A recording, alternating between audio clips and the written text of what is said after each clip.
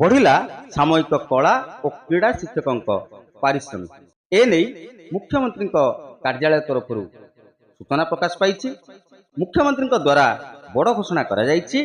सामयिक कला और क्रीड़ा शिक्षकों पारिश्रमिक 10,000 टंका को वृद्धि करने सहित राज्यर उच्च प्राथमिक विद्यालय गुड़िक नियोजित सामयिक कला और क्रीड़ा शिक्षक जहां आम कहते पार्ट टाइम इंस्ट्रक्टर से मासिक पारिश्रमिक को राज्य सरकार 7,000 टंकारु 10,000 टंका को वृद्धि कर मासिक पारिश्रमिक वर्ष को 10 मास परिवर्ते पूरा 12 मास पाइबे बोली मुख्यमंत्री मान्यवर श्रीजुक्त नवीन पट्टनायक घोषणा एवं सेमाने मासिक 24 टी पीरियड परिवर्ते 30 टी पीरियड रे शिक्षा प्रदान करिवे। यह सहित अन्य सरकारी कर्मचारी मानक भली महिला कला और क्रीड़ा शिक्षयित्री माने आवश्यक स्थले मातृत्व छुट्टी पाई परिवे।